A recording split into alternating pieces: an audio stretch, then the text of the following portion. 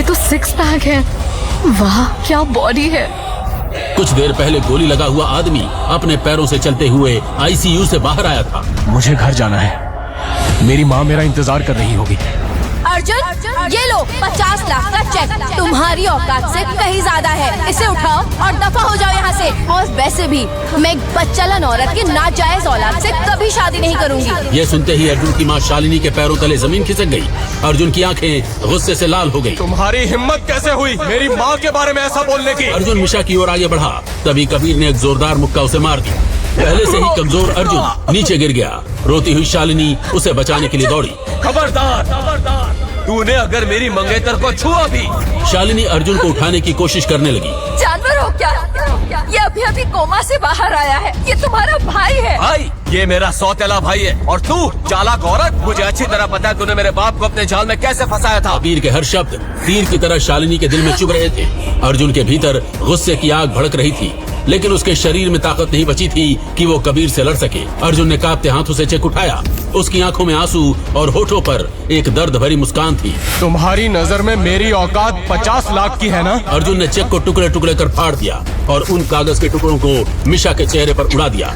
लेकिन अब मेरी नजर में तेरी कीमत कुछ भी नहीं रही मिशा। अर्जुन अपनी माँ के साथ वहाँ से जाने लगा। सुनो अर्जुन। मिशा की आवाज सुनकर अर्जुन के पैर रुक गए। उसने पलट कर देखा। भिखारियों के लिए बाहर खाना लगवाया है, दोनों माँ बेटा जाकर वहीं खा लेना। वहाँ मौजूद सारे लोग अर्जुन और शालिनी पर हंस रहे थे। आंखों में आंसू लिए अर्जुन सड़क पर लड़खड़ाते कदमों से चल रहा था। तभी अचानक एक कार उसके बिल्कुल सामने आकर रुकी। उसमें से गुस्से से तमतमाती एक लड़की उतरी। अबे ओए देवदास की छठी औलाद, तुझे मरने के लिए मेरी ही गाड़ी मिली। वो थी शिवन्या खुराना, शहर के सबसे बड़े बिजनेस टाइकून राजवीर खुराना की इकलौती बेटी। उसके चारों तरफ बॉडीगार्ड्स का साया था। अचानक अर्जुन आगे बढ़ा और एक झटके में शिवन्या को अपनी बाहों में खींच लिया। शिवन्या की ओर आती हुई गोली अर्जुन की पीठ पर लग गई। पहले से ही कमजोर अर्जुन खून से लथपथ होकर बेहोश हो गया। शिवन्या की आंखें फटी रह गई। उसे समझते देर न लगी, ये गोली उसी के हिस्से की थी जिसे अर्जुन ने अपने जिस्म पर झेल लिया था। गार्ड इसे अभी इसी वक्त हॉस्पिटल ले चलो। कुछ ही देर में शहर के मशहूर हॉस्पिटल खुराना हॉस्पिटल में अर्जुन को लाया गया। अर्जुन बेहोश था। आईसीयू में उसका इलाज चल रहा था। डॉक्टर अपनी पूरी कोशिश कर रहे थे। अर्जुन ने महसूस किया कि उसका शरीर हल्का हो गया है।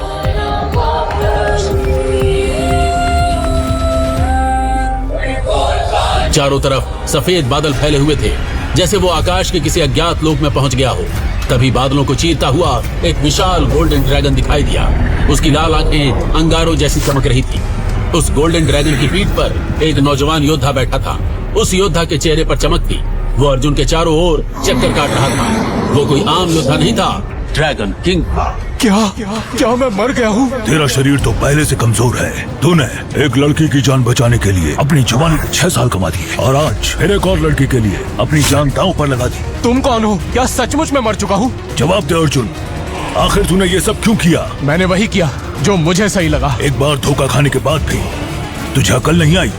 तेरे दिल में अभी भी दूसरों के लिए हमदर्दी है? धोखा देना सामने वाले की फितरत होती है, लेकिन बदले में क्या मिलेगा ये सोचे बिना मदद करते रहना, यही मेरी फितरत है। क्योंकि इंसानियत सौदे से नहीं कुर्बानी से साबित होती है। ड्रैगन किंग कुछ क्षण के लिए मौन हो गया, जैसे गहरी सोच में डूब गया हो। 10,000 सालों तक मैंने अपने वारिस का इंतजार किया है। आज तुम्हें देखकर यकीन हो गया है अर्जुन, मेरी शक्तियों के असली वारिस तुम ही हो। लेकिन याद रखना अर्जुन, ये ताकत कोई तोहफा नहीं है, बल्कि अग्नि परीक्षा है। अब तुम्हारा हर कदम या तो इस दुनिया को बचाएगा या मिटा देगा। अचानक वो योद्धा अपने ड्रैगन समेत सीधी रफ्तार से अर्जुन की ओर बढ़ा। अर्जुन ने घबराकर आंखें कसकर बंद कर ली। पल भर में वो तेज रोशनी बनकर अर्जुन के भीतर समा गया। इसी बीच आईसीयू में लेटे अर्जुन के शरीर ने हलचल की। उसका पूरा शरीर कुछ सेकंड के लिए सुनहरी रोशनी से जगमगा उठा और तभी अर्जुन ने अचानक अपनी बंद आंखें खोल दी। बाहर डॉक्टर शिवन्या को अर्जुन की खराब हालत के बारे में बता रहे थे। उसका बचना मुश्किल है मैडम। मैं कुछ नहीं जानती, उस लड़के को बचाओ। तभी डॉक्टर की आंखें बड़ी हो गई और वो चौंक कर देखने लगे। शिवन्या ने पीछे मुड़कर देखा तो अर्जुन खड़ा था। मैं शिवन्या खुराना। शिवन्या को कुछ भी जवाब दिए बिना अर्जुन वहाँ से जाने लगा। इसने मुझे इग्नोर कर दिया। शिवन्या उसके पीछे दौड़ती हुई जा रही थी। दोनों अस्पताल के बाहर आ गए। अर्जुन आगे चल रहा था और शिवन्या पीछे आ रही थी। ए हेलो मिस्टर, इतना एटीट्यूड दिखाने की जरूरत नहीं है। लड़के तरसते हैं मुझसे बात करने। तभी अचानक ट्रक की जंजीर टूट गई और मौत बर्फीली सिल्लियों की शक्ल में गाड़ियों पर बरसने लगी। तभी मौत बनकर एक बड़ी सिल्ली शिवन्या की तरफ बढ़ी। इससे पहले कि शिवन्या कुछ समझ पाती, अर्जुन ने पलक झपकते ही उसे हवा में ही चकनाचूर कर दिया। शिवन्या की आंखें फटी की फटी रह गई। उसने जो देखा उस पर यकीन करना मुश्किल था। कुछ सेकंड पहले का घायल लड़का अब बेहद ताकतवर लग रहा था। अर्जुन खुद भी सन्न था, उसके हाथ कांप रहे थे। वो अपनी हथेली को देखता रहा। ये क्या हो रहा है मेरे साथ? अर्जुन ने आसमान की ओर देखा। ऊपर एक ड्रैगन गर्जना करता हुआ उसके चारों ओर चक्कर काट रहा था। अब वो ड्रैगन किसी और का नहीं, सिर्फ अर्जुन का था। उसके मन में गूंज उठी वो आवाज वही बादलों में मिला हुआ योद्धा। आज से तुम्हारी जिंदगी पूरी तरह बदल जाएगी अर्जुन, और अब तुम बन गए हो नए किंग ऑफ ड्रैगन। और तभी अर्जुन ने महसूस किया ये तो बस शुरुआत है, आगे उसकी हर सांस इतिहास लिखेगी। अब क्या होगा आगे?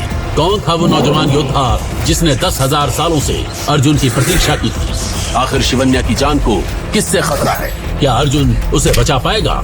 क्या ड्रैगन किंग बना हुआ अर्जुन अपनी माँ के अपमान का बदला लेगा?